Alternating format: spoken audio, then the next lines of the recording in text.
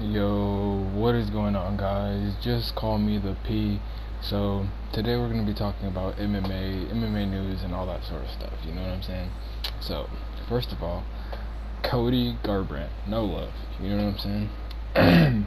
Recently, he went on an interview with Brett Okamoto saying that he's going to drop down to flyweight, or at least he wants to. He's been talking to Dana White about it, and you know, personally, I think that it's a really, really good thing, that Cody's gonna drop down to the flyweight division because, um, you know, just to look at the top, the three people that could potentially fight for the belt, Askar Askarov, Brandon Moreno, Alex Perez, in reality, what do they really bring? What do they bring to the table? They're not going to elevate the flyweight division, you know what I'm saying? And if one of them three were to get the belt, honestly, I think the division would just be like, just, I don't know. I think the division would be boring, personally, So, I personally think that it's a good thing Cody's going down. The flyweight division needs, to set all these eyes on that division. You know what I'm saying? In order for them not to get rid of that weight class. Especially in these times now. You know what I'm saying? This pandemic era. Um, you know, if you perform and put on a good fight, man, a lot of people are watching. You know what I'm saying? So the flyweight division could make a name for itself, and plus, Davison Figueiredo and Cody Garbrandt, hands down, is the biggest fight that the UFC can make at flyweight. Who else can they make, Henry Cejudo? Nah. I don't think Henry Cejudo is going to come back, at least right now. I think he's going to come back in 2021, personally. And trust me, it's not going to be at flyweight. I think he's enjoying bantamweight. I think, he's very, very good at bantamweight. He doesn't have to cut that weight. He feels good. But yeah, man. Can you imagine if Cody Garbrandt gets that belt at flyweight, though? Wouldn't that be something? That division would be all kinds of interesting. Cody versus anybody would just be fun. You know what I'm saying? At flyweight, Yeah. If Davison wins, obviously he's gonna build his star. Personally, I think if Davison wins Cody, he'll probably defend the belt like one or two times against one of the three opponents that I named, and then he'll move up to bantamweight. That's what I think. I think if he beats Cody, he'll defend the belt one more time, or at least try to. And if successful, he will move up to bantamweight. That's what I think, and try to recreate what Henry Cejudo did. Yeah, man. Personally, how do I see the fight going? I don't know, man. Whenever I think of that fight, I think of Davison beating Cody to the punch, and just, I don't know. I just see Cody getting rocked, and getting TKO'd, I don't know, man. I say round one or two. I think it's gonna be a quick finish. I don't know, man. I just think Cody. Cody's been knocked out 3 times in a row before. Granted, yes, he's coming off of a win, off Rafael Sunsao, a very beautiful knockout. But I mean, does he deserve a flyweight title shot? No, but you know what I'm saying? Who really deserves things nowadays? Times are really crazy. If that's the biggest fight they can make at flyweight, a division that's, let's be real, it's gonna die soon. I don't think it's gonna stick around in 5 years. I don't think it's gonna be around for sure. But yeah. They need big fights for flyweight. If they want to keep it around, they're gonna have to make these big fights and build these fighters, more. But yeah, man, that fight would be very, very, very fun. You know, um, Cody obviously was talking about fighting Sean O'Malley. Them two are talking about fighting each other. But obviously Cody has his eye on somebody else.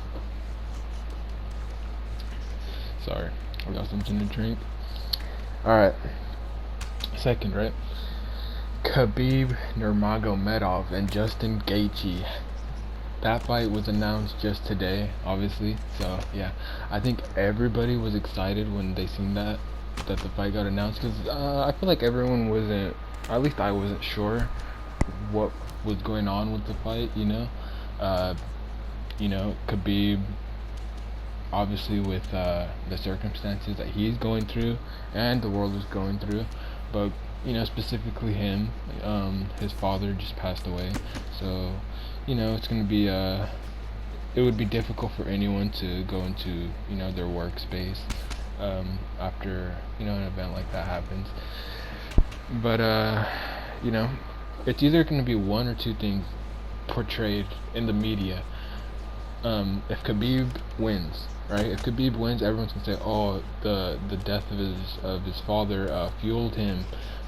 He wanted to show his father that everything that he taught him, that he was fueled by it. Made him hungry." But if Khabib loses, if Khabib gets knocked out by Justin Gaethje, bro, Justin Gaethje is a wrecking ball, bro. That could happen. That could happen anyways.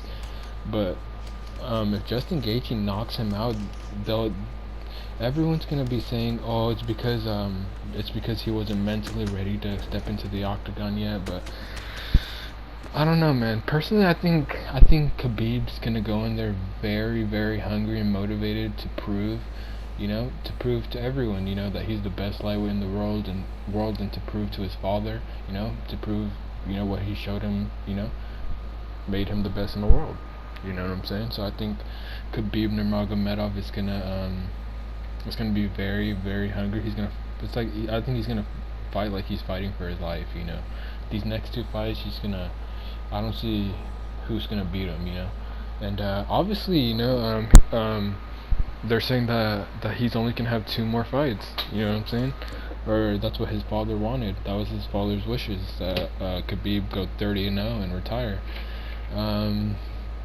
I mean, that's very, very, very likely, especially with the circumstances now that he's going through. I'm sure it's tough, just to go to train, So especially, with those circumstances, 30-0, that's what his father wanted. I'm sure he'd stop there. His last fight, though, if he gets to Justin Gaethje, who is he gonna fight last? Because honestly, I think he's gonna stick to his word. I mean, let's be real. He's probably gonna fight. I'm trying to think of the lightweight rankings right now. Yeah, I mean, it's either, personally, I think it's gonna be Conor McGregor or GSP, right? Man, I feel like. Honestly, I think Khabib's gonna he's gonna go 30-0, and he's gonna be hungry, and he's gonna fight George or Conor for his 31st fight, and then retire. That's what I think. I think he's gonna initially retire after being 30-0, and then come out for George or Conor. That's just what I think. But yeah, man, the sky is the limit for Khabib Nurmagomedov, dude. If Khabib manages to go 30-0, 31-0, I feel like he'd be immortalized. You know what I'm saying? What other fighter's gonna be able to replicate what Khabib's done? Even if they do, will it be as dominant as he did it? You know what I'm saying? Khabib's never lost a round besides Conor. To Conor in round 3. Man, it's gonna be tough to break that record of Khabib's. The hands down, he's gonna have the best record for a long, long time. I feel, until like new generation of fighters come, and there's no Conor, none of these current fighters. I think it's gonna be a completely different, whole new generation whenever that record's broken, if it gets broken, right? That brings me to something, right? Khamzat Chimaev. That man is a fucking monster. That man is a monster, man. He fought Man, I'm sorry, I forget his name, but he was the #1 prospect out of Northern Ireland. He looked like, I seen some of his highlights, man. He looked like a very, very good fighter. You know what I'm saying? Very balanced fighter. Um, Man, but when the fight started, Hamza Hamza Chimaev, man, he just walked up, just bullied him, man. He just made that #1 prospect look like a kid. You know what I'm saying? It was, man, I watched a fight and I've never been like lost for. Usually whenever like a fight happens, like fighter gets knocked out or like something, like I'll be like, oh, like I'll have a reaction, you know, like. But man, this Hamza Chimaev guy, man, it pounded that man out. I I literally was like, fuck, this guy is gonna give Usman. You know, this dude is long as hell. He's from the same whatever is Khabib. I don't know what to call it. I'm not trying to disrespect. I don't know what to call it, but he's from the same thing as Khabib. You know, um, man, Khabib as well.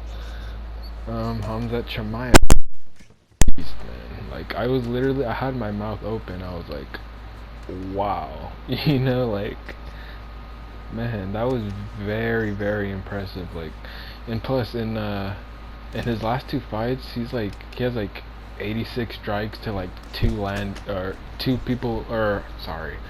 two strikes landed on him, and he landed like 80 something. You know what I'm saying? It's ridiculous, man. In his last two fights, he fought two fights in the span of 10 days, man. He made history on that day. In August on the DC court. You know what I'm saying? Which brings me. No, actually, let's talk about this Chimaev. Who's next for Hamzat Chimaev? Honestly, I don't know who's gonna want to sign that fucking contract, man. I really, really don't know who's gonna want to sign that contract, man. Um, honestly, I think he can beat a good amount of people in the top 10 in his next fight. That's how confident I am in him.